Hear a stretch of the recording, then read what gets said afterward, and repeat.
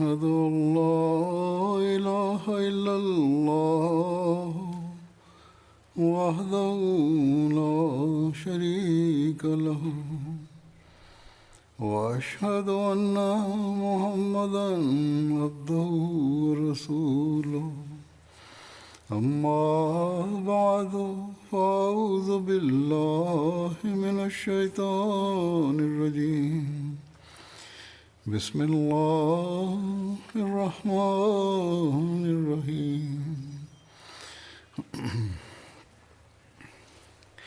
الحمد لله رب العالمين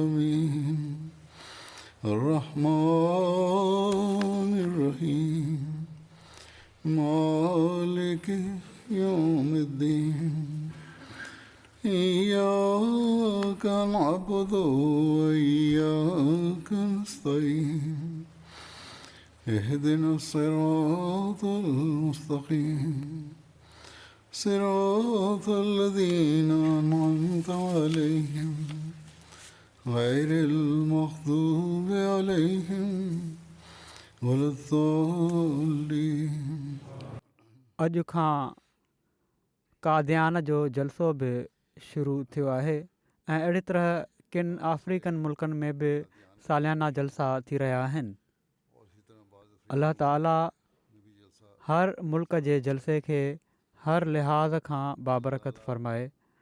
इनशा अल्लाह ताला आचर ते जलसे जे आख़िरी ॾींहुं जेको कादियान जे जलसे खे ख़िताबु थींदो, इन में बाक़ी अफ्रीकन मुल्क बि शामिलु थींदा. 7-8 मुल्क आहिनि ऐं कोशिशि हूंदी त उन्हनि खे MTA जे ज़रिए हितां लाइव मिलायो बि वञे. बहरहाल हाणे जॾहिं त हिननि मुल्कनि में माण्हू हिकु हंधि गॾु थी ख़ुतबो बि ॿुधी रहिया हूंदा, तवजो सां ॿुधण जो हिकिड़ो ख़ासि माहौल बणियलु आहे, त इन लिहाज़ खां मूं मुनासिबु सम्झो त हज़रत मसीह मऊद अलैहिस्सलातु वस्सलाम जे लफ़्ज़नि में उहे ॻाल्हियूं पेश कयां जिन में संदन पंहिंजी बेसत जे मक़सदु ऐं जमायत जे मक़सद जे बारे में बयानु आहे ऐं पाण मुख़्तलिफ़ नसीहतूं फ़रमायूं अथनि. केतिरा ई नओ मुबाए ऐं नए नसुल जा अहमदी बि हिननि जलसनि में शामिलु थींदा. जन ताईं हज़रत मसीह मऊद अलैहिस्सलातु वस्सलाम जे लफ़्ज़नि में ही ॻाल्हियूं न पहुतियूं हूंदियूं त उन्हनि लाइ बि ही ॼाणणु ज़रूरी आहे त जीअं पंहिंजे ईमान ऐं यकीन ऐं इख़लास ऐं वफ़ा में हिननि ॾींहंनि में ख़ासि तौर ते कोशिशि कनि ऐं तरक़ी कनि ऐं अल्लाह ताला जी मदद घुरंदे संदन बेसत जे मक़सदु ऐं पंहिंजनि ज़िम्मेवारियुनि जो इदराक हासिलु कनि.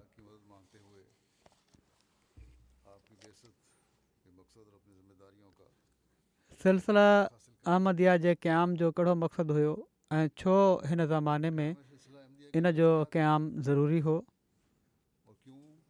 इन ॻाल्हि खे बयानु कंदे हज़रत अक़दस मसीह मऊद अलैहिस्सलातु वस्सलाम फ़रमाइनि था त हीउ ज़मानो केॾो न मुबारक ज़मानो आहे जो ख़ुदा ताला हिननि फ़साद सां भरियल ॾींहंनि में सिर्फ़ु पंहिंजे फ़ज़ुल सां पाण सॻोरन सल्लल्लाहु अलैहि वसल्लम जी अज़मत जे इज़हार जे लाइ ही मुबारक इरादो फ़रमायो त ग़ैब मां इस्लाम जी नुसरत जो इंतिज़ामु फ़रमायईं ऐं हिकिड़े सिलसिले खे क़ाइमु कयईं.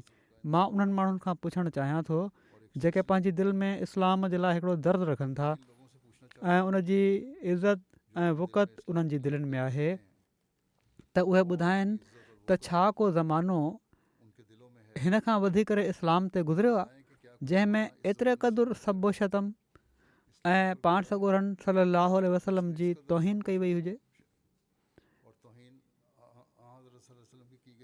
इन खां वधी करे को अहिड़ो ज़मानो इस्लाम ते गुज़रियो आहे जंहिंमें एतिरे क़दुरु सब्बो शतम ऐं तौहीन पाण सॻोरन सल्लल्लाहु अलैहि वसल्लम जी कई वई हुजे, क़ुर शरीफ़ जी हतक थी हुजे.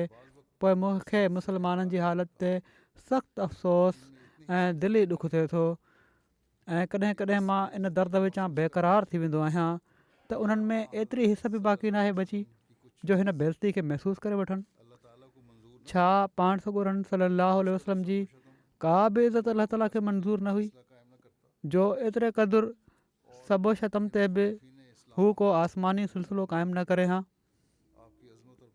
ऐं हिननि इस्लाम जे मुखालफ़नि जा वात बंदि करे संदन अज़मत ऐं पाकीज़गी खे दुनिया में फैलाया, जॾहिं त ख़ुदि अलाह ताला ऐं उन जा मलाइक पाण सॻोरन सलाहु वसलम ते दुरूद मोकिलीनि था त हिन तौहीन जे वक़्तु हिन सलाद जो इज़हार केॾो न ज़रूरी आहे ऐं इन जो ज़हूर अलाह ताला हिन सिलसिले जी सूरत में कयो आहे। सो हीअ असांजी ज़िमेवारी आहे जन हज़रत मसीह मऊद अलैहिस्सलाम खे मञियो आहे, हिन सिलसिले में शामिलु थिया आहियूं त जिथे पंहिंजनि हालतुनि खे सही कयूं उते पाण सॻोरन सलाहु वसलम ते दुरूद बि मोकिलियूं ऐं हिननि ॾींहंनि में ख़ासि तौर ते दुरूद ॾांहुं तवजो हुअणु घुरिजे। जॾहिं असीं घणे खां घणो दुरूद पढ़ंदासीं पाण सॻोरन सलाहु वसलम ते त उन मक़सद खे पूरो करण वारा थींदासीं जेको पाण सॻोरन सलाहु वसलम जी इज़त ऐं अज़मत खे क़ाइमु करण जो पाण बयानु फ़रमायो अथनि। वरी पंहिंजी बेसत जे मक़सद खे बयानु फ़रमाईंदे पाण फ़रमाइनि था, मूंखे मोकिलियो वियो आहे त जीअं मां पाण सॻोरन सलाहु वसलम जी विञायल अज़मत खे वरी क़ाइमु कयां ऐं क़ुर शरीफ़ जी सचाइनि खे दुनिया खे ॾेखारियां। ऐं हीउ सभु कमु थी रहियो आहे, पर जंहिंजी अखियुनि ते पटी आहे उहे इन खे ॾिसी नथा सघनि। हालांकि हाणे हीउ सिलसिलो सिज वांगुरु रोशन थी वियो आहे ऐं हिन जी आयतुनि ऐं निशाननि जा एतिरे क़दुरु माण्हू शाहिद आहिनि जो जेकॾहिं उन्हनि खे हिकु हंधि गॾु कयो वञे त उन्हनि जो अंगु एॾो थी वञे जो ज़मीन जे मथाछिरे ते कंहिं बादशाह जी बि एतिरी फ़ौज कान्हे। दुनिया जे मुख़्तलिफ़ मुल्कनि में जेको अॼु जलसनि जो इनेकाद आहे ऐं हज़ारे अहमदियुनि जी शमूलियत आहे, उहो बि इन्हनि निशाननि मां हिकिड़ो निशान आहे। पाण फ़रमाइनि था एतिरे क़दुरु सूरतूं हिन सिलसिले जी सचाई जूं मौजूदु आहिनि जो हिननि सभिनी खे बयानु करणु बि सवलो न आहे, छो त इस्लाम जी सख़्तु तौहीन कई वई हुई। इन लाइ अलाह ताला इन ई तौहीन जे लिहाज़ खां हिन सिलसिले जी अज़मत खे ॾेखारियो आहे।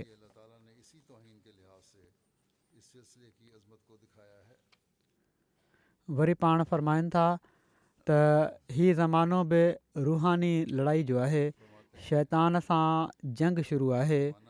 शैतान पंहिंजे समूरनि हथियारनि ऐं मकरनि खे खणी इस्लाम जे क़िले ते हमलियावर थी रहियो आहे ऐं उहो चाहे थो त इस्लाम खे शिकस्त ॾिए, पर ख़ुदा ताला हिन वक़्तु शैतान जी आख़िरी जंग में उनखे हमेशह जे लाइ शिकस्त ॾियण जे लाइ पर ख़ुदा ताला हिन वक़्तु शैतान जी आख़िरी जंग में उनखे हमेशह जे लाइ शिकस्त ॾियण जे लाइ हिन सिलसिले खे क़ाइमु कयो आहे। सो ही हर अहमदी खे पंहिंजी ज़िमेवारी ॾांहुं तवजो ॾियाराए थी हीअ ॻाल्हि। पाण फ़रमाइनि था, मुबारक उहो जेको इन खे सुञाणे थो। हाणे थोरो ज़मानो आहे, हाणे सवाबु मिलंदो, पर तमामु जल्द उहो वक़्तु अचण वारो आहे जो अलाह ताला हिन सिलसिले जी सचाई खे आफ़्ताब खां बि वधीक रोशन करे ॾेखारींदो। उहो वक़्तु हूंदो जो ईमान सवाब जो मूजिबि न हूंदो ऐं न तौबा जो दरवाज़ो बंदि थियण जे मिसदाक हूंदो। हिन वक़्तु मूंखे क़बूलु करण वारे खे बज़ाहिर हिकिड़ी अज़ीम शान जंग पंहिंजे नफ़्स सां करणी पए थी। उहो ॾिसंदो त कॾहिं कॾहिं उनखे बिरादरी खां अलॻि थियणो पवंदो, उन जे दुनिया जे कारोबार में रंडक विझण जी कोशिशि कई वेंदी, उनखे गारियूं ॿुधणियूं पवंदियूं, लानतूं ॿुधंदो, पर हिननि सभिनी ॻाल्हियुनि जो अजुरु अलाह ताला वटि उनखे मिलंदो। फ़रमाइनि था, पर जॾहिं ॿियो वक़्तु आयो, माना त जॾहिं उहो वक़्तु ईंदो ऐं इन ज़ोर सां दुनिया जो रुजू थियो जीअं बुलंद दड़े तां पाणी किरंदो आहे, माना त तरक़ी जो ज़मानो ईंदो जॾहिं ऐं को इनकार करण वारो ई नज़र न आयो, उन वक़्तु इक़रार कहिड़े दर्जे जो हूंदो? उन वक़्तु मञो त छा मञो? उन वक़्तु मञणु शुजात जो कमु न आहे। सवाबु हमेशह ॾुख जे ज़माने में ई थींदो आहे। फ़रमाइनि था, हज़रत अबू बकर रज़ियल्लाहु ताला अन्हु पाण सॻोरन सलाहु वसलम खे क़बूलु करे जेकॾहिं मके जी वॾेराइप छॾे ॾिनी त अलाह ताला उनखे हिकु दुनिया जी बादशाही ॾिनी। वरी हज़रत उमर रज़ी अला ताला अनो बि कंबल पाए वरितो ऐं हर्च बादाबाद मां कश्ती दराब अंदाख़्तीम माना त असां ॿेड़ी पाणी में लाहे छॾी आहे, हाणे जेको थियणो आहे थिए, इन जो मिसदाक थी खेनि क़बूलु कयऊं त ख़ुदा ताला उन्हनि जे अजुर जो को हिसो बाक़ी रखियो? हरगिज़ न। जेको ख़ुदा ताला जे लाइ थोरी बि चुरपुर करे थो उहो नाहे मरंदो जेसिताईं उनजो अजुर न वाणे वठे। चुरपुर शर्त आहे। हिकिड़ी हदीस में आयो आहे त जेकॾहिं को अलाह ताला ॾांहुं मामूली रफ़्तार सां अचे थो त अलाह ताला उन ॾांहुं डोड़ी अचे थो। ईमान हीअ आहे त कुझु मख़फ़ी हुजे त मञी वठे। जेको हिलाल खे ॾिसी वठे थो तेज़ नज़र चवराईंदो आहे, माना त पहिरीं तारीख़ जे चंड खे जेको ॾिसंदो आहे उहो तिखी नज़र वारो चवराईंदो आहे, पर 14 जे चंड खे ॾिसी लुड़ करण वारो चवे त मां चंड ॾिसी वरितो आहे, उहो त दीवानो चवराईंदो। सो ख़ुशकिस्मत आहिनि उहे माण्हू जेके अॼु मसीह मौत खे क़बूलु कनि पिया था ऐं मुखालफ़तुनि खे मुंहुं ॾेई अलाह ताला जे प्यार खे हासिलु करण वारा बणिजी रहिया आहिनि। वरी इन ॻाल्हि जी वज़ाहत फ़रमाईंदे त सिर्फ़ु मञी वठण ई काफ़ी नाहे ऐं पर असुलु मक़सदु हीअ आहे त हिकिड़ी पाक तब्दीली पैदा थिए, ख़ालिस तौहीद ते हलण वारो इंसानु बणिजे, तॾहिं पोइ अलाह ताला जा फ़ज़ुल वधंदा वेंदा आहिनि। पाण फ़रमाइनि था त हर शख़्स सिर्फ़ु अलाह ताला खां डिॼी ऐं उनजी वाट जी ॻोल्हा में कोशिशि कंदो आहे ऐं उनखां इन ॻाल्हि जी ॻंढि खोलण लाइ दुआऊं घुरंदो आहे त अलाह ताला, जेको शख़्स सिर्फ़ु अलाह ताला खां डिॼी उनजी वाट जी ॻोल्हा में कोशिशि कंदो आहे ऐं उनखां इन ॻाल्हि जी ॻंढि खोलण जे लाइ दुआऊं कंदो आहे त अलाह ताला पंहिंजे क़ानून वल्लज़ीन जाहदू फ़ीना लनहदियन्नहुम सुबुलना, माना त जेके माण्हू असां माथी कोशिशि कंदा आहिनि असां पंहिंजूं वाटूं उन्हनि खे ॾेखारे छॾींदा आहियूं। जे मुआफ़िक़ ख़ुदि हथ खां वठी वाट ॾेखारे छॾींदो आहे ऐं उनखे क़ल्ब जो इत्मिनान अता कंदो आहे ऐं जेकॾहिं ख़ुदि दिलि ऊंदाही जाइ ऐं ज़बान दुआ खां ॻरी हुजे ऐं शिरक ऐं बिदत जे एतिक़ाद सां लिथड़ियल हुजे त उहा दुआ ई छा आहे ऐं उहा तलब ई छा आहे जंहिंजा सुठा नतीजा निकिरनि। जेसिताईं इंसानु पाक दिल ऐं सिदक ऐं ख़ुलूस सां सभिनी नाजाइज़ रस्तनि ऐं उमेद जे दरवाज़नि खे पंहिंजे मथां बंदि करे ख़ुदा ताला जे ई अॻियां हथु नथो टंगे, उन वक़्त ताईं उहो इन लाइक़ु नाहे हूंदो त अलाह ताला जी नुसरत ऐं ताईद उनखे मिले। पर जॾहिं हू अलाह ताला जे ई दर ते किरंदो आहे ऐं उन ई खां दुआ घुरंदो आहे त उनजी हीअ हालति नुसरत ऐं रहमत खे जज़्ब करण वारी हूंदी आहे। ख़ुदा ताला आसमान तां उनजी दिलि जी कुंडुनि में लिया पाईंदो आहे ऐं जेकॾहिं कंहिं कुंड में बि कंहिं क़िस्म जी ऊंदाही या शिरक ऐं बिदत जो को हिसो हूंदो आहे त उनजी दुआउनि ऐं बातुनि खे उनजे बूथ ते मोटाए हणंदो आहे ऐं ॾिसंदो आहे त उनजी दिलि हर क़िस्म जी नफ़सानी मक़सदनि ऐं ऊंदाही खां पाक साफ़ आहे त उनजे लाइ रहमत जा दर खोलींदो आहे ऐं उनखे पंहिंजे पाछे में वठी उनजी परवरिश जो पाण ज़िम्मो खणंदो आहे। फ़रमाइनि था त हिन सिलसिले खे ख़ुदा ताला ख़ुदि पंहिंजे हथ सां क़ाइमु कयो आहे ऐं इन ते बि असां ॾिसूं था त केतिरा ई माण्हू ईंदा आहिनि ऐं उहे उन्हनि जा पंहिंजा मक़सद हूंदा आहिनि। जेकॾहिं उहे मक़सद पूरा थी विया त ठहियो, न त छाजो दीन ऐं छाजो ईमान। के माण्हू बैत ई मक़सद जे लाइ कंदा आहिनि कंहिं। इन जी वधीक वज़ाहत ॿिए हंधि ईअं थी आहे। फ़रमाइनि था त नफ़सानी मक़सद शिरक हूंदा आहिनि, उहे क़ल्ब ते हिजाब आणींदा आहिनि। जेकॾहिं इंसानु बैत बि कयल आहे त पोइ बि उनजे लाइ ठोकर जो सबबु थींदा आहिनि। असांजो सिलसिलो त हीअ आहे त इंसानु नफ़सानियत खे छॾे ख़ालिस तौहीद ते हले, हक़ जी सची तलब हुजे, न त जॾहिं उहो असुलु मक़सद में फ़र्क़ु ईंदे ॾिसंदो त उन ई वक़्तु अलॻि थी वेंदो। छा असहाब सॻोरनि पाण सॻोरनि सल्लल्लाहु अलैहि वसल्लम खे इन ई लाइ क़बूलु कयो हुयो त माल ऐं दौलत में तरक़ी थिए? न, पाण फ़रमाइनि था त असाबनि जी ज़िंदगी ते नज़र विधी वञे त उन्हनि में हिकु बि अहिड़ो वाक़ियो नज़र नथो अचे उन्हनि कॾहिं बि ईअं न कयो। असांजी बैत त तौबा जी बैत ई आहे, उन्हनि माण्हुनि जी बैत त कंधु कपाइण जी बैत हुई असाबनि जी। हाणे ई मां वाक़िया बयानु कया आहिनि, गुज़िरियल काफ़ी ॾिघो हिकिड़ो सिलसिलो हलायो हुयो असाबनि जे बारे में ख़ुतबनि जो, उन में त कहिड़ी तरह उहा पंहिंजा कंध कपाईंदा हुआ, हिकु पासे बैत कंदा हुआ ऐं ॿिए पासे पंहिंजे समूरे माल मता इज़त आबरू ऐं जान माल खां लातालुक थी वेंदा हुआ, ॼण त कंहिं शइ जा बि मालिक ई न आहिनि। ऐं अहिड़े तरीक़े सां उन्हनि जूं समूरियूं उमेदूं दुनिया खां मुनक़ते थी वेंदियूं हुयूं। हर क़िस्म जी इज़त ऐं अज़मत ऐं जा हशमत जे हुसूल जा इरादा ख़तमु थी वेंदा हुआ। कंहिंजी इहा सोच हुई त असां बादशाह बणंदासीं या कंहिं मुल्क जा फ़ातिर थी वेंदासीं, हीअ ॻाल्हियूं उन्हनि जे ख़्वाब ख़्याल में बि न हुयूं। ऐं पर हू त हर क़िस्म जी उमेदुनि खां अलॻि थी वेंदा हुआ ऐं हर वक़्तु ख़ुदा ताला जी वाट में हर ॾुख ऐं मुसीबत खे लज़त सां बर्दाश्त करण लाइ तयारु थी वेंदा हुआ, एसि ताईं जो सिर ॾियण लाइ तयारु रहंदा हुआ। उन्हनि जी पंहिंजी त इहा ई हालति हुई त हू हिन दुनिया खां बिल्कुलु अलॻि ऐं मुनक़ते हुआ। पर हीअ अलॻि ॻाल्हि आहे त अलाह ताला उन्हनि ते पंहिंजी इनायत कई ऐं उन्हनि खे नवाज़ियईं ऐं उन्हनि खे जन इन वाट में पंहिंजो सभु कुझु क़ुर्बान करे छॾियो हुयो, हज़ारे भेरा वधाए छॾियो। वरी वधीक हिदायत फ़रमाईंदे त जमायत खे क़ाइमु करण जो मक़सदु असुल तौहीद खे क़ाइमु करणु ऐं अलाह ताला जी मोहबत पैदा करणु आहे। पाण फ़रमाइनि था त ख़ुदा सां मोहबत करण जो छा मतिलबु आहे? इहो ई त पंहिंजे वालदेन, घरवारी, पंहिंजी औलाद, पंहिंजे नफ़्स, मक़सदु हर शइ ते अलाह ताला जी रज़ा खे मुक़दम कयो वञे। जीअं त क़ुर शरीफ़ में आयो आहे, फ़ज़्कुरुल्लाह का ज़िक्रिकुम आबाअकुम औ अशद ज़िक्रा, माना अलाह ताला खे अहिड़ो यादि कयो जो जीअं तव्हां पंहिंजे पीरनि खे यादि कंदा आहियो, ऐं पर इन खां बि वधीक ऐं सख़्तु दर्जे जी मोहबत सां यादि कंदा कयो।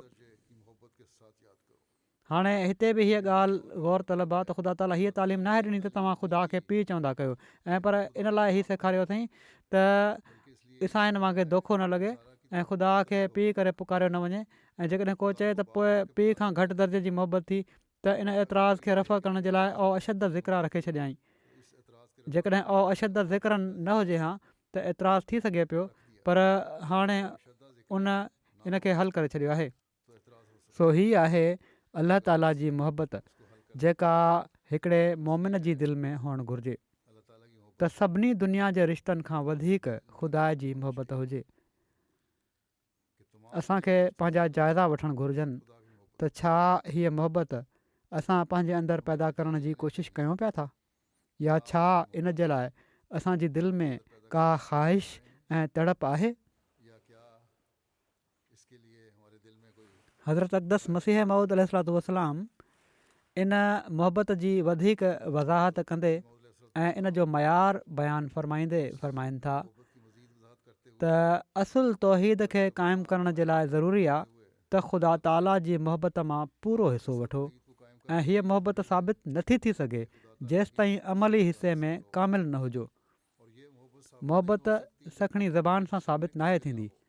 जेकॾहिं को मिस्री जो नालो वठे थो, खंडु या मुस्ती जो नालो वठे थो, त कॾहिं बि नथो थी सघे त उहो मिठो कमु थी वञे। मिठो त नाहे थी वेंदो उहो। या जेकॾहिं ज़बान सां कंहिंसां दोस्ती जो एतिराफ़ ऐं इक़रार करे, पर मुसीबत ऐं ॾुखियो वक़्तु अचण ते उन जी इमदाद ऐं दस्तगीरी खां पासो करे, त उहो दोस्त सादिक़ु नथो करार ॾेई सघिजे। अहिड़े तरीक़े सां ख़ुदा ताला जी तौहीद जो सखणो ज़बानी इक़रार हुजे ऐं उन सां मोहबत जो बि ज़बानी इक़रार मौजूदु हुजे त को फ़ाइदो नाहे। ऐं पर हीउ हिसो ज़बानी इक़रार जे बदिरां अमली हिसे खे वधीक चाहे थो। इन जो हीउ मतिलबु नाहे त ज़बानी इक़रार का शइ नाहे। मुंहिंजो मक़सदु हीअ आहे त ज़बानी इक़रार सां गॾु अमली तस्दीक लाज़मी आहे। तंहिं करे ज़रूरी आहे त ख़ुदा जी वाट में पंहिंजी ज़िंदगी वक़्फ़ु कयो, माना त ख़ुदा ताला हर शइ ते मुक़दम हुजे, उन जा हुकुम हर शइ ते मुक़दम हुजनि, उन जो मोकिलियल दीन हर शइ ते मुक़दम हुजे, ऐं दीन खे दुनिया ते मुक़दम रखण वारा हुजो। फ़रमाइनि था ऐं इहो ई इस्लाम आहे, इहो ई उहो मक़सदु आहे जंहिंजे लाइ मूंखे मोकिलियो वियो आहे। सो जेको हिन वक़्तु हिन चश्मे जे वेझो नथो अचे, जेको ख़ुदा ताला इन मक़सद जे लाइ जारी कयो आहे, उहो यकीननि बेनसीब रहे थो। जेकॾहिं कुझु वठिणो आहे ऐं मक़सद खे हासिलु करिणो आहे त सचे तालिब खे घुरिजे त उहो चश्मे ॾांहुं वधे ऐं विख अॻिते रखे ऐं इन वहंदड़ चश्मे जे किनारे ते पंहिंजो वात रखे छॾे। ऐं हीउ थी नथो सघे जेसिताईं ख़ुदा ताला जे साम्हूं ग़ैरियत जो पहिरियाण लाहे अलाह ताला जे दर ते न किरिजे ऐं हीउ अहद न करे वठे त तोड़े दुनिया जी वजाहत हली वञे ऐं मुसीबतुनि जा जबल टुटी पवनि, तॾहिं बि ख़ुदा खे न छॾींदो। कुझु बि थी वञे अलाह ताला खे न आहे छॾिणो ऐं ख़ुदा ताला जी वाट में हर क़िस्म जी क़ुर्बानी जे लाइ तयारु रहंदो। इब्राहिम अलैहिस्सलाम जो इहो ई अज़ीम शान इख़लास हुयो जो पुट जी क़ुर्बानी जे लाइ तयारु थी वियो। इस्लाम जो मक़सदु हीअ आहे त केतिरा ई इब्राहिम बणाए। सो तव्हां मां हर हिक खे कोशिशि करणु घुरिजे त इब्राहिम बणिजो। मां तव्हांखे सच सच चवां थो त वली परस्त न बणिजो ऐं पर वली बणो, ऐं पीर परस्त न बणो ऐं पर पीर बणिजो। तव्हां उन्हनि वाटुनि तां अचो, बेशक उहे सोढ़ियूं वाटूं आहिनि, माना त पंहिंजो मक़ाम उहो बणायो। हीअ न आहे त पीरी मुरीदी शुरू करे ॾियो, ऐं पर पंहिंजो पाण खे उन सतह ते आणियो जिथे वली बणिजे इंसानु चवराए, जिथे माण्हू चवनि त हा हीउ उहो शख़्स आहे जेको नेक कमु करे थो, हिन जी पैरवी करणु घुरिजे। फ़रमाइनि था त तव्हां उन्हनि वाटुनि तां अचो, बेशक उहे सोढ़ियूं वाटूं आहिनि, पर इन्हनि मां दाख़िल थी राहत ऐं आराम मिलंदो आहे। पर हीउ ज़रूरी आहे त उन दरवाज़े मां बिल्कुलु हल्का थी लंघणो पवंदो। जेकॾहिं तमामु वॾी ॻंढि मथे ते हुजे त ॾुखियो आहे, माना त जेकॾहिं दुनिया जी ख़्वाहिशुनि जी ऐं दुनिया जी तरजीहुनि जी ॻंढि मथे ते खयल आहे ऐं दुनिया ग़ालिब आहे, दीन पोइते आहे, त पोइ हितां लंघणु तमामु ॾुखियो आहे। जेकॾहिं लंघणु चाहियो था त उन ॻंढि खे जेका दुनिया जे तालुकात ऐं दुनिया खे दीन ते मुक़दम करण जी ॻंढि आहे, उछले छॾियो। असांजी जमायत ख़ुदा खे ख़ुशि करणु चाहे थी त उनखे घुरिजे त इनखे उछले छॾे। तव्हां यकीननि यादि रखो त जेकॾहिं तव्हां में वफ़ादारी ऐं इख़लास न हुजे त तव्हां कूड़ा करार ॾिना वेंदव ऐं ख़ुदा ताला जे हज़ूर रास्तबाज़ नथा बणिजी सघो। अहिड़ी सूरत में दुश्मन खां पहिरियां उहो हलाकु थींदो जेको वफ़ादारी खे छॾे गदारी जी वाट अख़्तियार करे थो। ख़ुदा ताला दोखो नथो खाई सघे ऐं न को उनखे दोखो ॾेई सघे थो। तंहिं करे ज़रूरी आहे त तव्हां सचो इख़लास ऐं सिदक पैदा कयो। वरी तौहीद जे क़याम सां गॾु अलाह ताला सां मुहबत सां गॾु अलाह ताला जे हबीब सां इश्क जो तालुक़ बि ज़रूरी आहे, जंहिंजे ज़रिए अलाह ताला असांखे पंहिंजी तौहीद जा रस्ता ॾेखारिया। जीअं त पाण सॻोरन सल्लल्लाहु अलैहि वसल्लम सां तालुक़ ऐं संदन इज़त ऐं अज़मत खे क़ाइमु करण ॾांहुं तवजो ॾियाराईंदे पाण हिकिड़े हंधि फ़रमाइनि था त अलाह ताला हिन जमायत खे इन लाइ क़ाइमु कयो आहे त पाण सॻोरन सल्लल्लाहु अलैहि वसल्लम जी नबूअत ऐं इज़त खे ॿीहर क़ाइमु कयूं। ग़ैरनि जो मिसाल ॾींदे जेके पीर परस्ती में ॿुॾा पिया आहिनि, क़बरुनि खे पूॼण वारा आहिनि, ऐं पोइ हीअ दावा आहे त असीं पाण सॻोरन सल्लल्लाहु अलैहि वसल्लम सां इश्क में गुम आहियूं ऐं असांखे काफ़र चवण वारा आहिनि, ऐं इन ॻाल्हि जो ऐलान कनि था त अहमदी नऊज़ बिल्ला पाण सॻोरन सल्लल्लाहु अलैहि वसल्लम जी तौहीन जा मुर्तकिब थिया आहिनि। त उन्हनि जे बारे में बयानु फ़रमाइनि था त हिकिड़ो शख़्स जेको कंहिंजो आशिक़ चवराईंदो आहे, जेकॾहिं उन जहिड़ा हज़ारे ॿिया बि हुजनि त उनजे इश्क ऐं मुहबत जी कहिड़ी ख़ुशूसियत रही। माना त हिकिड़ो शख़्स आशिक़ चवराए थो कंहिंजो, पर साण ई केतिरा ई ॿिया माशूक़ बि उन जा बणायल आहिनि, त पोइ जंहिंसां इश्क करे थो उनजी कहिड़ी ख़ुशूसियत रही। त पोइ जेकॾहिं हीअ पाण सॻोरन सल्लल्लाहु अलैहि वसल्लम जी मुहबत ऐं इश्क में गुम आहिनि, जेके माण्हू हीअ दावा कनि था त असांखे पाण सॻोरन सल्लल्लाहु अलैहि वसल्लम सां इश्क आहे, जेकॾहिं पाण सॻोरन सल्लल्लाहु अलैहि वसल्लम जे इश्क में फ़ना आहिनि जहिड़ो कोई दावा कनि था, त हीअ कहिड़ी ॻाल्हि आहे त हज़ारे दरगाहुनि ऐं क़बरुनि जी पूॼा कनि था। केतिरियूं ई दरगाहूं आहिनि, मज़ार आहिनि, जिन ते ही वेंदा आहिनि, चादरूं चाढ़ींदा आहिनि, दुआऊं घुरंदा आहिनि, ऐं पर सजदा बि करे वठंदा आहिनि। फ़रमाइनि था त मदीने शरीफ़ त वञनि था, पर अजमेर ऐं ॿियनि दरगाहुनि ते मथे उघाड़े पैर वञनि था ऐं पाक पतन जी दरियुनि मां लंघे वञण ई निजात जे लाइ काफ़ी सम्झनि था। कंहिं को झंडो उभो करे रखियो आहे, कंहिं का ॿी सूरत अख़्तियार करे रखी आहे। हिननि माण्हुनि जे उर्सनि ऐं महिलनि खे ॾिसी हिकिड़े सचे मुस्लमान जी दिलि ॾकी वञे थी त उन्हनि हीउ छा बणाए रखियो आहे। नंढे खंड हिंदुस्तान ऐं पाकिस्तान में हीअ शयूं आम नज़र अचनि थियूं। जेकॾहिं ख़ुदा ताला खे इस्लाम जी ग़ैरत न हुजे हा ऐं इन दीन इंदल इस्लाम ख़ुदा जो कलाम न हुजे हा ऐं उन हीउ न फ़रमायो हुजे हा त इना नहनु नज़ल न ज़िक्र व इना लहू लहाफ़िज़ून, त बेशक अॼु हीअ हालति इस्लाम जी थी वई हुई जो उन जे ख़तमु थियण में को बि शक न पियो थी सघे। पर अलाह ताला जी ग़ैरत जोश आहियूं ऐं उन जी रहमत ऐं हिफ़ाज़त जे वादे तक़ाज़ा कई त रसूलुल्लाह सल्लल्लाहु अलैहि वसल्लम जे बुरूज़ खे वरी नाज़िल करे ऐं हिन ज़माने में संदन नबूअत खे नए सिर खां ज़िंदा करे ॾेखारे छॾे। जीअं त उन हिन सिलसिले खे क़ाइमु कयो ऐं मूंखे मामूर ऐं महदी बणाए मोकिलियईं। हज़रत मसीह मौद अलैहिस्सलाम फ़रमाइनि था त मूंखे मामूर ऐं महदी बणाए मोकिलियईं।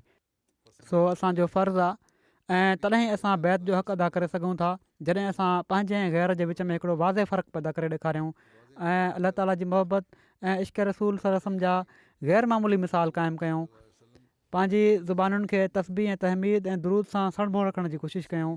असाबनि जो नमूनो अख़्तियार करणु ऐं उन्हनि जहिड़ो इख़लास ऐं वफ़ा पैदा करण ॾांहुं तवजो ॾियाराईंदे पाण फ़रमाइनि था त जॾहिं ख़ुदा ताला हीउ सिलसिलो क़ाइमु कयो आहे ऐं इन जी ताईद में सभई निशान उन ज़ाहिर कया आहिनि, इन मां उनजो मक़सदु हीअ आहे त हीअ जमायत असाबनि जी जमायत हुजे ऐं वरी ख़ैरुल क़ुरून जो ज़मानो अची वञे। जेके माण्हू हिन सिलसिले में दाख़िल थी छो त हू आख़िरीन मिनहुम में दाख़िल थियनि था, इन लाइ उहे कूड़नि मश्किलनि जा कपिड़ा लाहे छॾनि।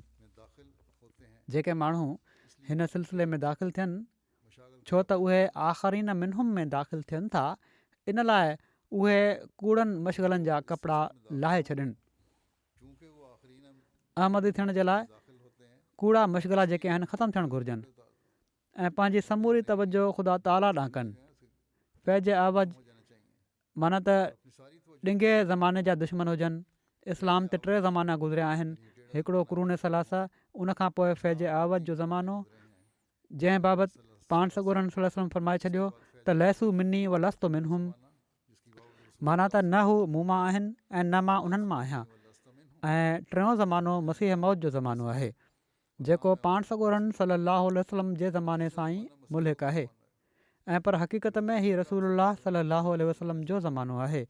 फैज आवाज़ जो ज़िक्र जेकॾहिं रसूलुल्लाह सल्लल्लाहु अलैहि वसल्लम न बि फ़रमाइनि हा त इहो ई क़ुर शरीफ़ असांजे हथ में आहे ऐं आख़िरी न मिनहुम लम्मा यलहक़ू बिहिम साफ़ ज़ाहिर करे थो त को ज़मानो अहिड़ो बि आहे जेको असाबनि जे मशरब जे ख़िलाफ़ु आहे।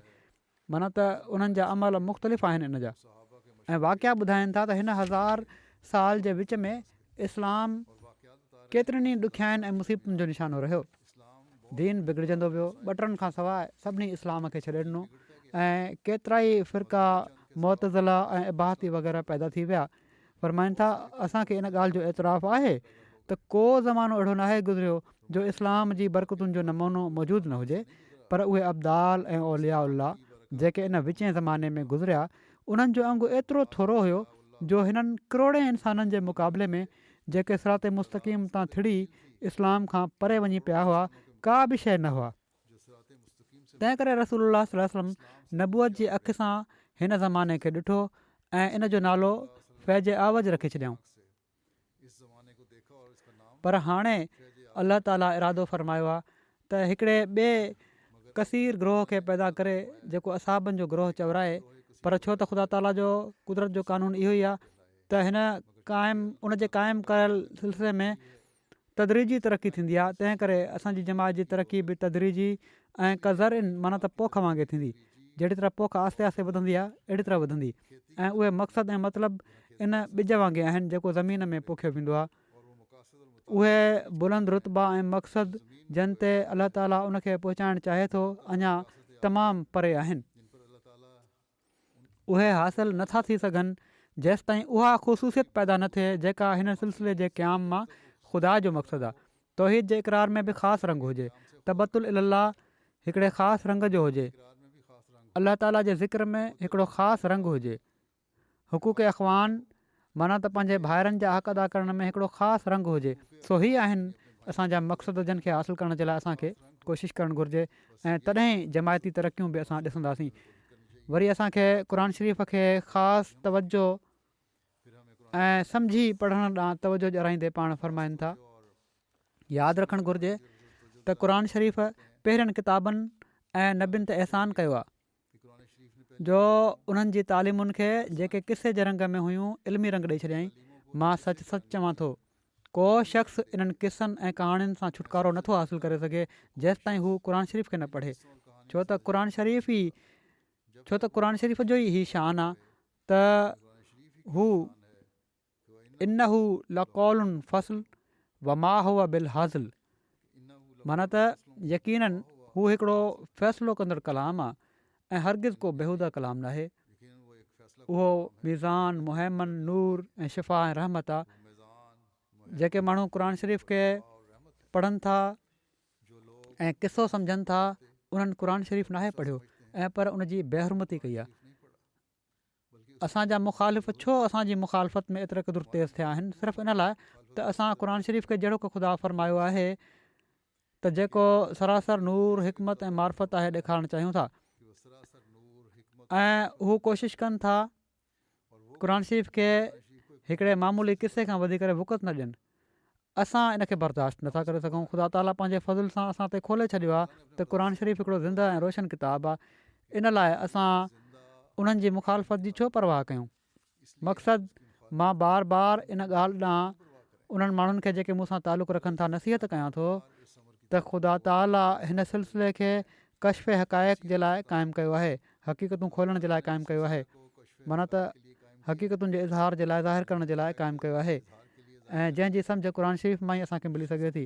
इन जो इदराक ऐं फ़हम असांखे क़ुर शरीफ़ में मिली सघे थो, छो त बिना इन जे अमली ज़िंदगी में का रोशनी ऐं नूर पैदा नथो थी सघे।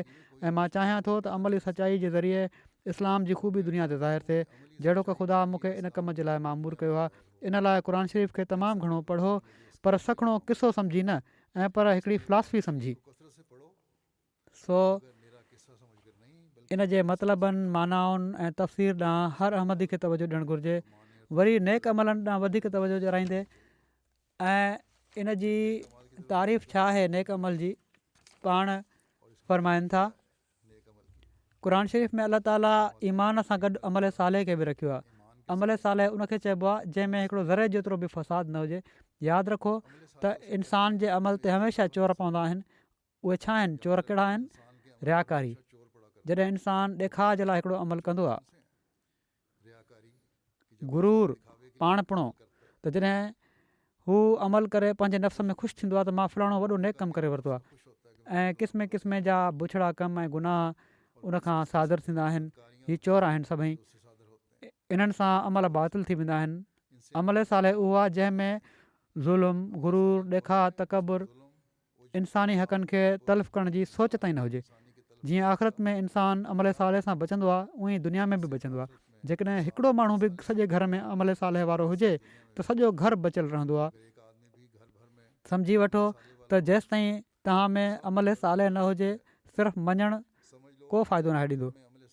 हिकिड़ो तबीब नुस्ख़ो लिखी ॾींदो आहे त इन जो हीउ मतिलबु हूंदो आहे त जेको कुझु उन में लिखियलु आहे उहो वठी उनखे पीए। जेकॾहिं हू इन्हनि दवाउनि जो इस्तेमालु न करे ऐं नुस्ख़ो वठी रखे छॾे त इन मां कहिड़ो फ़ाइदो थींदो? सो असांजो कमु हीअ आहे त संदनि नसीहतुनि ते अमल कयूं। हीअ ज़रूरी शइ आहे, न त बैत जो को फ़ाइदो कोन्हे। फ़रमाइनि था त हाणे हिन वक़्तु तव्हां तौबा कई आहे, हाणे आईंदा ख़ुदा ताला ॾिसणु चाहे थो त इन तौबा सां तव्हां पंहिंजो पाण खे केतिरो साफ़ु कयो आहे। हाणे ज़मानो आहे त ख़ुदा ताला तक़वा जे ज़रिए फ़र्क़ु करणु चाहे थो। केतिरा ई माण्हू आहिनि जेके ख़ुदा खां शिकवो कंदा आहिनि ऐं पंहिंजे नफ़्स खे न आहिनि ॾिसंदा। इंसान जा पंहिंजे नफ़्स जा ज़ुल्म ई हूंदा आहिनि, न त अलाह ताला रहीम ऐं करीम आहे। के अहिड़ा आहिनि जो उन्हनि खे गुनाह जी ख़बर हूंदी आहे ऐं के अहिड़ा आहिनि जो उन्हनि खे गुनाह जी ख़बर बि नाहे हूंदी। इन ई लाइ अलाह ताला हमेशह जे लाइ इस्तिग़फ़ार जो इल्तिज़ाम करायो आहे। ख़बर न आहे केॾी महिल कहिड़ी ॻाल्हि इंसानु करे वञे जेका गुनाह में ॻणी वञे, तंहिं करे इस्तिग़फ़ार कंदा रहो। छो त इंसानु हर हिकु गुनाह जे लाइ तोड़े उहो ज़ाहिर जो हुजे तोड़े बातिन जो तोड़े उनखे इल्मु हुजे या न हुजे ऐं हथ ऐं पेर ऐं ज़बान ऐं नक ऐं कन ऐं अखि हर क़िस्म जे गुनाहनि खां इस्तिग़फ़ार कंदो रहे। अॼुकल्ह आदम अलैहिस्सलाम जी दुआ पढ़णु घुरिजे। पाण फरमाइनि था आदम अलैहिस्सलाम जी दुआ पढ़ो। दुआ छा आहे त रब्बना ज़लमना अनफुसना व इल्लम तग़फिर लना व तरहमना लनकूनन्ना मिनल ख़ासिरीन। हीअ दुआ पहिरियों ई क़बूल थी चुकी आहे। ग़फ़लत में ज़िंदगी न गुज़ारियो। जेको शख़्स ग़फ़लत में ज़िंदगी नथो गुज़ारे हरगिज़ उमेद न आहे त हू कंहिं फ़ौक़ ताक़त मुसीबत में मुब्तला थिए। का मुसीबत बिना इज़न जे नाहे ईंदी। जीअं मूंखे हीअ दुआ इल्हाम थी त रब कुल्लो शयुनि ख़ादिमो का रब फ़ाफ़ज़नी वनसुरनी वरहमनी। हीअ दुआ बि फ़रमाइनि था त पढ़ो। वरी पाण फ़रमाइनि था त यादि रखो अकुलु रूह जी सफ़ाई सां पैदा थींदो आहे। जेतिरे क़दुरु इंसानु रूह जी सफ़ाई कंदो आहे ओतिरे क़दुरु अकुल में तेज़ी पैदा थींदी आहे ऐं फ़रिश्तो साम्हूं बि उन जी मदद कंदो आहे। पर फास्कनि वारी ज़िंदगी गुज़ारण वारे जे दिमाग़ में रोशनी नथी अची सघे। तकवा अख़्तियार कयो त जीअं ख़ुदा तव्हां सां गॾु हुजे, सादिक सां गॾु रहो त जीअं तकवा जी हक़ीक़त तव्हां ते खुले ऐं तव्हांखे तौफ़ीक़ मिले। इहो ई असांजो मक़सदु आहे ऐं इन ई खे असां दुनिया में क़ाइमु करणु चाहियूं था। पाण फ़रमाइनि था असांजी जमायत खे हीअ नसीहत हमेशह यादि रखणु घुरिजे त हू इन ॻाल्हि खे मदेनज़र रखनि जेका मां बयानु कयां थो। मूंखे हमेशह जेकॾहिं को ख़्यालु ईंदो आहे त इहो ई ईंदो आहे त दुनिया में त रिश्ता नाता थींदा आहिनि। के उन्हनि मां ख़ूबसूरती जे लिहाज़ खां थींदा आहिनि, के ख़ानदान या दौलत जे लिहाज़ खां ऐं के ताक़त जे लिहाज़ खां। पर जनाब इलाही खे इन्हनि ॻाल्हियुनि जी परवाह न आहे। उन त साफ़ तौर ते फ़रमाए छॾियो आहे त इन्ना अक्रमकुम इंदुल्लाहि अतक़ाकुम, माना त अलाह ताला जे वेझो उहो ई मौज़ूज़ ऐं मुकरम आहे जेको मुतक़ी आहे। हाणे जेका मुतक़िन जी जमात आहे ख़ुदा उनखे ई रखंदो ऐं ॿियनि खे हलाक करे छॾींदो। हीउ नाज़ुक मक़ाम आहे ऐं हिन हंधि ॿ नथा बीह सघनि त मुतक़ी बि उते रहे ऐं शरीर ऐं नापाक बि उते ई। ज़रूरी आहे त मुतक़ी बीहे ऐं ख़बीस हलाक कयो वञे। ऐं छो त इन जो इल्मु ख़ुदा खे आहे त केरु उन जे वेझो मुतक़ी आहे, सो ही वॾे ख़ौफ़ जो मुक़ाम आहे। ख़ुशकिस्मत आहे उहो इंसानु जेको मुतक़ी आहे ऐं बदबख़्त आहे उहो जेको लानत हेठि आयो आहे। सो हर वक़्तु तौबा इस्तग़फ़ार ऐं अलाह ताला जी पनाह में अचण जी ऐं शैतान खां बचण जी असांखे कोशिशि कंदे रहणु घुरिजे। फ़रमाइनि था हिन सिलसिले में दाख़िल थी तव्हांजो वजूद अलॻि हुजे।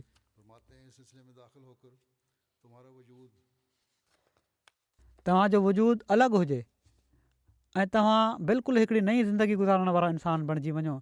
जेको कुझु तव्हां पहिरियां हुओ उहे न रहो। हीअ न सम्झो त ख़ुदा ताला जी वाट में तब्दीली करण सां तव्हां मुहताज थी वेंदव या तव्हांजा केतिरा ई दुश्मन पैदा थी वेंदा। न, ख़ुदा खे पल खां झिलण वारो हरगिज़ मुहताज न थींदो। उन ते कॾहिं बि ख़राबु ॾींहं नथा अची सघनि। ख़ुदा जंहिंजो दोस्त ऐं मददगार हुजे, जेकॾहिं सॼी दुनिया उन जी दुश्मन थी वञे त का परवाह न आहे। मोमिन जेकॾहिं ॾुखियाईनि में बि पए त उहो हरगिज़ तकलीफ़ में नाहे हूंदो ऐं पर उहे ॾींहं उन जे लाइ बेश्त जा ॾींहं हूंदा आहिनि। ख़ुदा जा फ़रिश्ता माउ वांगुरु उनखे झोली में खणी वेंदा आहिनि। मुख़्तसिर ई त ख़ुदा ख़ुदि उन्हनि जो मुआफ़िज़ ऐं नासिर थी वेंदो आहे। हीउ ख़ुदा जेको अहिड़ो ख़ुदा आहे जो हू अला कुल शयुनि क़दीर आहे, हू आलिमुल ग़ैब आहे, हू हयो क़यूम आहे।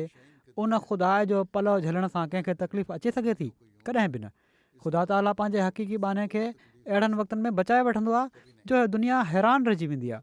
बाहि में पइजी हज़रत इब्राहिम अलैहिस्सलाम जो ज़िंदा निकिरणु छा दुनिया जे लाइ हैरत अंगेज़ ॻाल्हि न हुई? छा हिकिड़े ख़तरनाक तूफ़ान में हज़रत नूह ऐं संदन साथियुनि जो सलामत बची वञणु का नंढड़ी ॻाल्हि हुई? अहिड़े क़िस्म जा केतिरा ई मिसाल मौजूदु आहिनि ऐं ख़ुदि हिन ज़माने में ख़ुदा ताला पंहिंजी कुदरत जे हथ जा करिश्मा ॾेखारिया आहिनि। ॾिसो, मूं ते खून ऐं इक़दाम क़तल जो केस बणायो वियो ऐं हिकिड़ो तमामु वॾो डॉक्टर जेको पादरी आहे उहो इन में फ़रियादी थियो ऐं आर्या ऐं के मुस्लमान उन जा मुआविन थिया। पर आख़िर उहो ई थियो जेको ख़ुदा पहिरियां फ़रमाए छॾियो हुयो। अब्र माना त बेडो ई करार ॾिनो वियो मूंखे ऐं अलाह ताला खेनि बाइज़त आज़ादु करे छॾियो। अलाह ताला असांखे हज़रत अक़दस मसीह मऊद अलैहिस्सलाम जी नसीहतुनि ऐं ख़्वाहिशुनि जे मुताबिक़ पंहिंजूं ज़िंदगियूं गुज़ारण जी तौफ़ीक़ अता फ़रमाए ऐं हक़ीक़त में असां पंहिंजी ज़िंदगियुनि में हिकिड़ी पाक तब्दीली पैदा करण वारा बणिजी वञूं। जलसे जे हिननि ॾींहंनि में कादियान में बि ऐं हर मुल्क में जिथे जिथे जलसा थियनि पिया था हर शामिलु थियण वारो ख़ासि दुआउनि में पंहिंजो वक़्तु गुज़ारे ऐं हीअ दुआ करे त अलाह ताला असांखे बैत जो हक़ अदा करण जी तौफ़ीक़ अता फ़रमाए। अहिड़ी तरह दुनिया जो हर अहमदी इन ॻाल्हि ते गौर करे त छा असां उहे आहियूं जेको हज़रत मसीह मऊद अलैहिस्सलाम असांखे बनाइणु चाहिनि था या पंहिंजी जमायत मां पाण तवको रखनि था। जेकॾहिं न त असांखे हर वक़्तु इन जे लाइ कोशिशि ऐं दुआ कंदे रहणु घुरिजे। अलाह ताला असां सभिनी खे इन जी तौफ़ीक़ अता फ़रमाए। हिन वक़्तु मां कुझु मरहूमनि जो ज़िक्र कंदुसि। जनाज़ा आहिनि, हिकिड़ो जनाज़ो हाज़िर आहे, जनाज़ो अची वियो आहे न। हा, हीउ हाज़िर जनाज़ो आहे फज़ल अहमद डोगर साहिब जो, जेके कारकुन हुआ जामिया अहमदिया UK जा। चौधरी अलादिता डोगर साहिब जा पुट हुआ।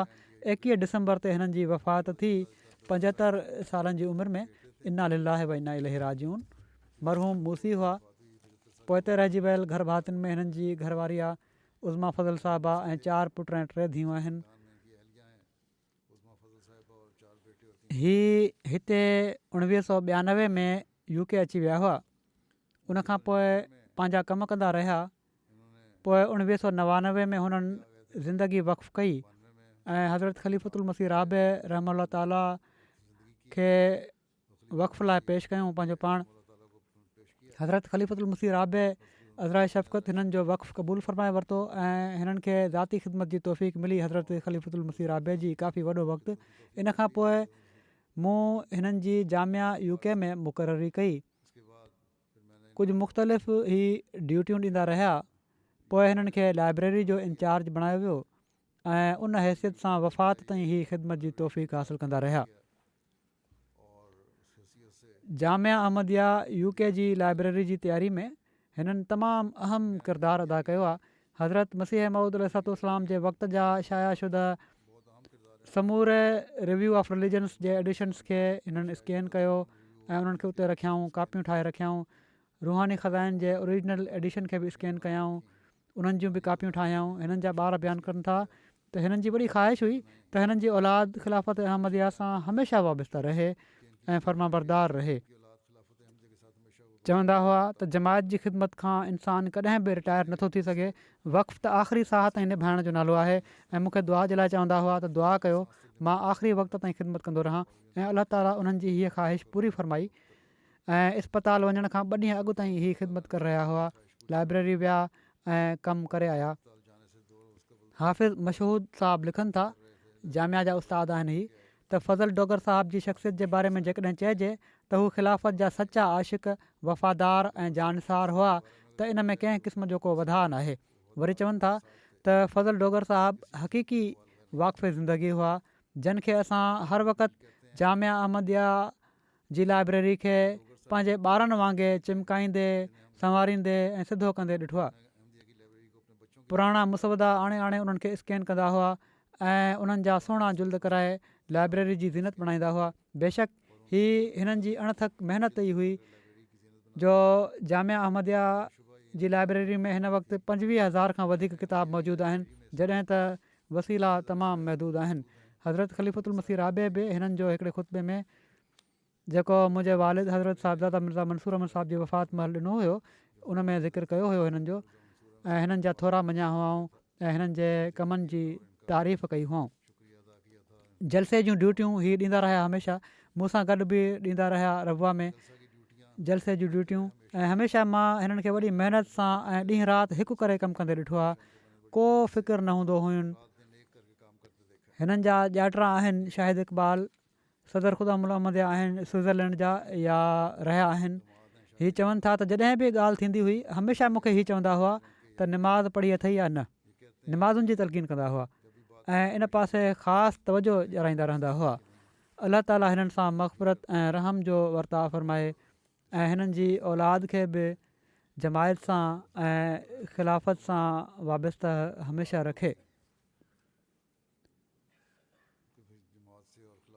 ॿियो जनाज़ो जेको आहे ग़ाइबु आहे उहो आहे मलक मंसूर अहमद साहिबु उमर जो, जेके मुरबी सिलसिला हुआ रबुआ में। कुझु ॾींहं अॻु हिननि जी वफ़ात थी आहे 80 सालनि जी उमिरि में। इन्ना लिल्लाहि व इन्ना इलैहि राजिऊन। अलाह ताला जे फज़ल सां मूसी हुआ। 1970 में हिननि जामिया पास कई इन खां पोइ पाण अरबी फाज़िल जो इम्तिहान बि पास कयाऊं। 71 खां 73 ताईं पाण नमल यूनिवर्सिटी इस्लामाबाद मां जर्मन ॿोली जो डिप्लोमा कयाऊं। पहिरियां पाकिस्तान में मुख़्तलिफ़ जॻहुनि ते हिननि जी मुक़ररी थी। पोइ जनवरी 74 में हिननि खे जर्मनी मोकिलियो वियो मुबलिग तौरु। उते तक़रीबन 1.5 साल रहिया। वरी वापसि अची वरी पाकिस्तान में मुख़्तलिफ़ जॻहुनि ते हिननि जी मुक़ररी थी। वरी अक्टूबर 83 में हिननि खे ॿीहर जर्मनी मोकिलियो वियो, जिथे 86 ताईं ही बतौर अमीर ऐं मिशनरी इंचार्ज ख़िदमत जी तौफ़ीक़ हासिलु कंदा रहिया। इन दौरान ही असाइलम ते अचण वारनि खे ॿोली बि सेखारींदा हुआ ऐं उन्हनि जी मदद बि कंदा रहिया। रिश्ते नाते जे शोबे में बि रहिया। जर्मन ॿोली जामिया में पढ़ाईंदा रहिया। तक़रीबन 46 सालनि ताईं हिननि वक़फ़े ज़िंदगी तौरु ख़िदमत जी तौफ़ीक़ हासिलु कई। हिननि जी हिकिड़ी धीउ फ़ाइज़ा रईस, अनीस नदीम साहब मिशनरी इंचार्ज जापान जूं घरवारियूं आहिनि ऐं हिकिड़ो पुटु सबाहु ज़फ़र मलिक मुरबी सिलसिला आहिनि। बाक़ी औलाद बि आहे हिननि जी। अलाह ताला हिननि सां मग़फ़िरत ऐं रहम जो वर्ताव फ़रमाए। टियों ज़िक्र आहे मुकरम ईसा जोज़फ़ साहब मौलम सिलसिला गैम्बिया जो। हीअ बि ग़ाइब जनाज़ो आहे। डिसंबर में कुझु ॾींहं अॻु हिननि जी 61 सालनि जी उमिरि में वफ़ात थी आहे। इन्ना लिल्लाहि व इन्ना इलैहि राजिऊन। उतां जा नाइब अमीर मुबलिग इंचार्ज लिखनि था त तमामु ई कामयाबु मुबलिग हुआ। जामिया मां फ़ारिग़ु तहसील बि न हुआ, पर जमायत जा शिदाई हुआ। हिकिड़े सिपाही वांगुरु हमेशह कमु करण जे लाइ तयारु रहंदा हुआ। चवंदा हुआ त हज़रत मसीह मौद अलैहिस्सलाम जी फ़ौज जा मामूली सिपाही आहिनि ऐं जेको बि जमायत उन्हनि खे हुकुम ॾिए हू बजा आणण जे लाइ तयारु आहिनि।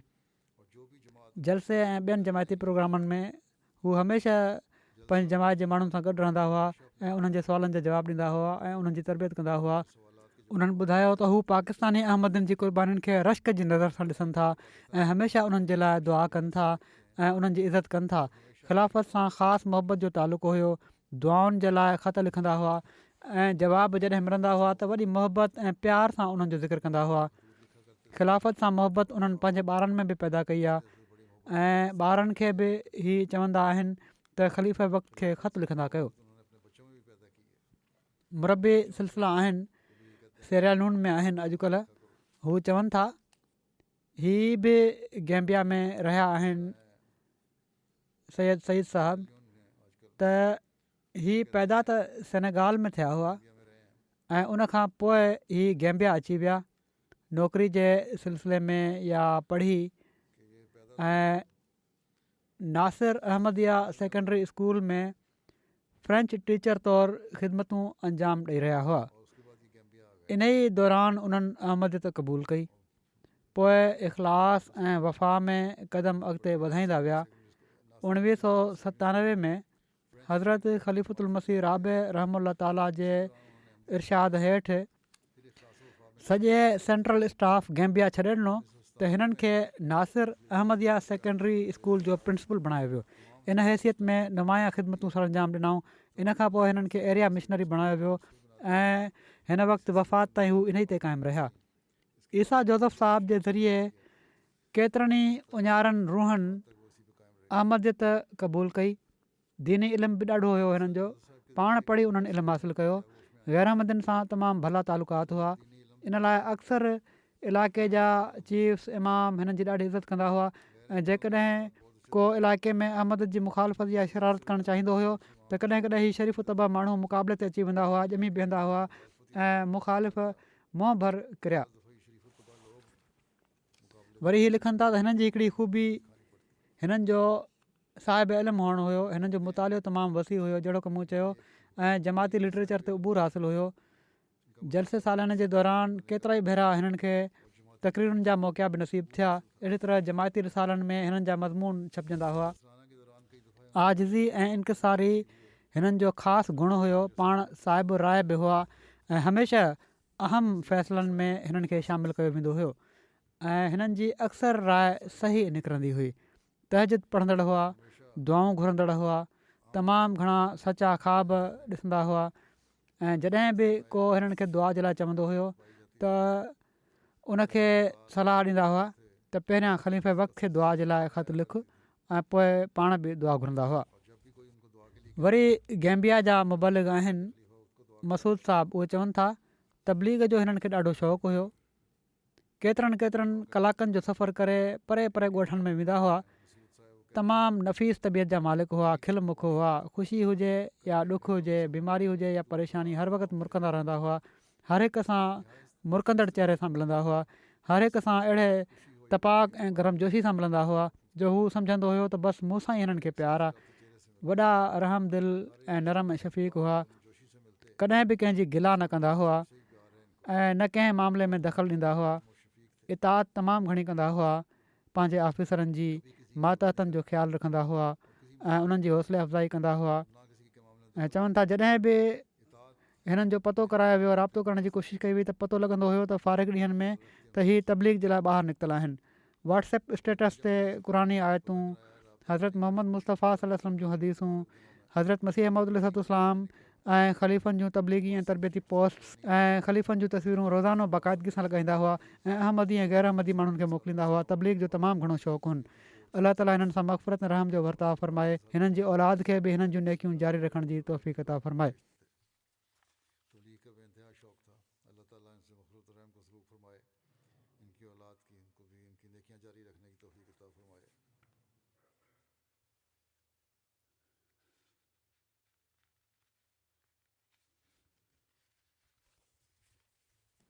जहिड़ो की मूं चयो, हाणे ई हिननि जा जनाज़ा अदा थींदा जुमे जी नमाज़ खां पोइ इनशा अल्लाह।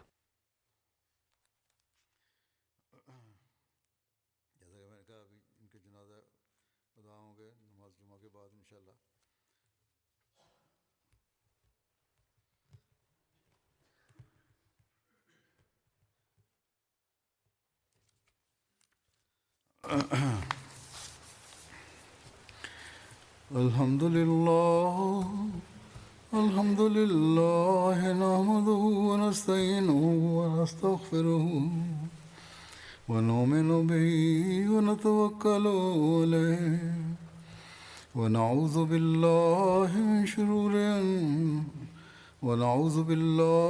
शुरूरि अनफुसिना व मिन सय्यिआति अअमालिना मन यहदिहिल्लाहु फला मुदिल्ल लहु वमन युद्लिल्हु फला हादिय लहु वनशहदु अन ला इलाहा इल्लल्लाह वनशहदु अन्ना मुहम्मदन अब्दुहु व रसूलुहु इबादल्लाहि रहिमकुमुल्लाह इन्नल्लाहा यअमुरु बिल अदलि वल इहसानि व ईताइ ज़िल क़ुर्बा व यन्हा अनिल फ़हशाइ वल मुनकरि वल बग़ि यइज़ुकुम लअल्लकुम तज़क्करून उज़्कुरुल्लाह